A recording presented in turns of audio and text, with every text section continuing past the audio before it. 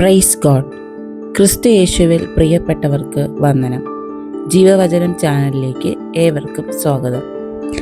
ജീവിതത്തിൽ എപ്പോഴെങ്കിലും നിങ്ങൾ ഒറ്റപ്പെട്ടു പോയി എന്ന് തോന്നിയിട്ടുണ്ടോ? വലിയൊരു പ്രതിസന്ധിക്ക് മുന്നിൽ നിൽക്കുമ്പോൾ എന്നെ സഹായിക്കാൻ ഇനി ആരുമില്ല എന്നോർത്ത് ഹൃദയം തകർന്ന് കരഞ്ഞിട്ടുണ്ടോ?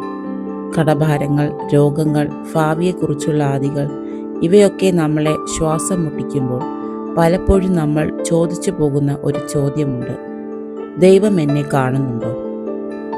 അവിടത്തേക്ക് എന്നെക്കുറിച്ച് എന്തെങ്കിലും കരുതലുണ്ടോ? ഇന്ന് ഇത് കേൾക്കുന്ന നിങ്ങളോട് ദൈവത്തിൻ്റെ ആത്മാവ് പറയുന്നു: മകനെ, മകളെ, നീ ഭയപ്പെടേണ്ട. അത്യുന്നതനായ ദൈവം നിന്നെ കൈവിട്ടിട്ടില്ല. നിന്റെ കണ്ണീരും നിന്റെ പ്രാർത്ഥനയും അവിടുന്ന് കാണുന്നുണ്ട്. ഇന്ന് നമ്മൾ ധ്യാനിക്കാൻ പോകുന്നത് നമ്മെ വഴി നടത്തുന്ന ദൈവത്തിൻ്റെ ആശ്ചര്യകരമായ കരുതലിനെ കുറിച്ചാണ്.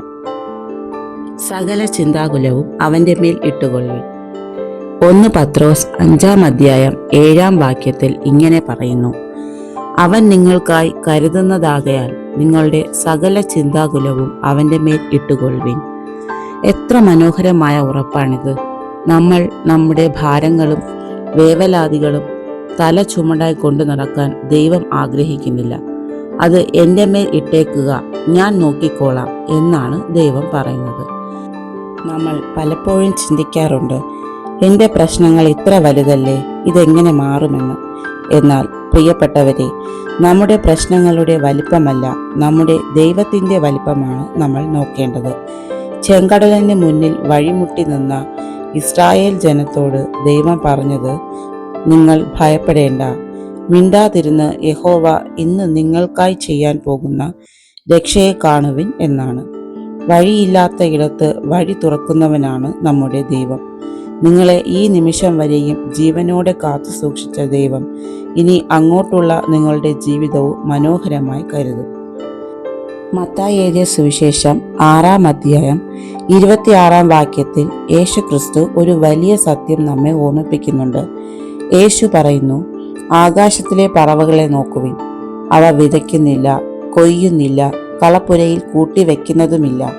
എങ്കിലും സ്വർഗസ്ഥനായ നിങ്ങളുടെ പിതാവ് അവയെ പുലർത്തുന്നു. അവയേക്കാൾ നിങ്ങൾ എത്ര വിശേഷതയുള്ളവർ! വഴിവക്കിൽ നിൽക്കുന്ന പുല്ലിനെ പോലും ഇന്ന് പുലർത്തി നാളെ അടുപ്പിൽ തള്ളുന്നതിന് ഇത്രയധികം ഭംഗി നൽകുന്ന ദൈവത്തിന് തൻ്റെ സ്വന്തം രക്തം നൽകി വിലയ്ക്ക് വാങ്ങിയ നിങ്ങളെ കരുതാതിരിക്കാൻ കഴിയുമോ?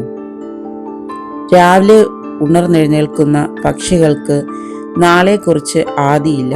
അവ ബാങ്ക് ബാലൻസിനെ കുറിച്ച് ആകുലപ്പെടുന്നില്ല. എങ്കിലും അവയ്ക്കുള്ള ആഹാരം ദൈവം ഒരുക്കുന്നുണ്ട്. അങ്ങനെയെങ്കിൽ ദൈവത്തിൻ്റെ സ്വന്തം മക്കളായ നമ്മെ അവിടുന്ന് പട്ടിണിക്കിടുമോ? ഇല്ല.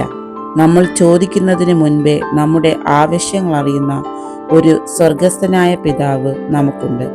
അവിടുന്ന് കൃത്യസമയത്ത് നിങ്ങളെ സഹായിക്കും. മനുഷ്യർ കൈവിട്ടാലും ദൈവം കൈവിടില്ല. നിന്നെ കാക്കുന്നവൻ ഉറങ്ങുകയില്ല. സങ്കീർത്തനം 121:3 നമ്മൾ വായിക്കുന്നു: നിന്റെ കാൽ വഴുതുവാൻ അവൻ സമ്മതിക്കുകയില്ല. നിന്നെ കാക്കുന്നവൻ ഉറങ്ങുകയുമില്ല. മനുഷ്യർ ചിലപ്പോൾ നമ്മെ സഹായിക്കും എന്ന് കേൾക്കാം. പക്ഷേ സമയമാകുമ്പോൾ അവർ മാറിയെന്ന് വരാം. എന്നാൽ നമ്മുടെ ദൈവം ഉറങ്ങുകയോ മയങ്ങുകയോ ചെയ്യാതെ നമുക്ക് കാവൽ നിൽക്കുന്നവനാണ്. രാത്രി നിങ്ങൾ ഉറങ്ങുമ്പോൾ പോലും നിങ്ങളുടെ ഹൃദയമിടിപ്പിനെ നിയന്ത്രിക്കുന്ന, നിങ്ങൾക്ക് ശ്വാസം നൽകുന്ന ദൈവത്തിൻ്റെ കരുതലിനെ കുറിച്ച് ചിന്തിച്ചിട്ടുണ്ടോ?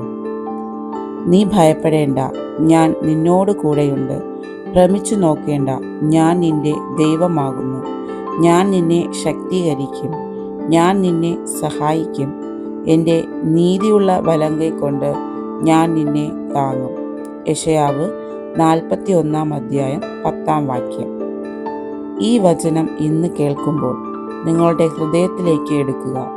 ലോകം നിങ്ങളെ തള്ളിക്കളഞ്ഞാലും പരാജയപ്പെട്ട് എന്ന് തോന്നിയാലും ദൈവത്തിൻ്റെ ശക്തമായ വലങ്കൈ നിങ്ങളെ താങ്ങും. രോഗശയ്യയിലായിരിക്കുന്നവർ, സാമ്പത്തിക തകർച്ചയിൽ നിൽക്കുന്നവർ എല്ലാവരോടും ദൈവം പറയുന്നത് ഒന്നേ ഉള്ളൂ: മകനെ, മകളെ, ഞാൻ നിന്നോട് കൂടെയുണ്ട്. അതുകൊണ്ട് പ്രിയപ്പെട്ടവരെ, ഈ ദിവസം മുതൽ നമ്മുടെ ചിന്താകുലങ്ങൾ, നമുക്ക് അവസാനിപ്പിക്കാം.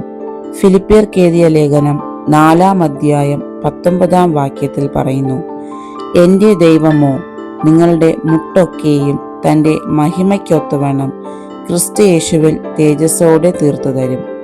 നിങ്ങളുടെ എല്ലാ കുറവുകളെയും നിറവുകളാക്കാൻ ദൈവത്തിന് കഴിയും. ഈ ചെറിയ സന്ദേശം കേട്ടതിന് ഏവർക്കും നന്ദി. ഈ വചനങ്ങൾ മറ്റുള്ളവർക്കും ആശ്വാസമാകാൻ ഷെയർ ചെയ്യുക. ചാനൽ സബ്സ്ക്രൈബ് ചെയ്ത് ഒപ്പം നിൽക്കുക. അടുത്ത ഒരു ദൈവവചനവുമായി വീണ്ടും കാണാം. ദൈവനാമം മഹിമപ്പെടുമാറാകട്ടെ. ആമേൻ.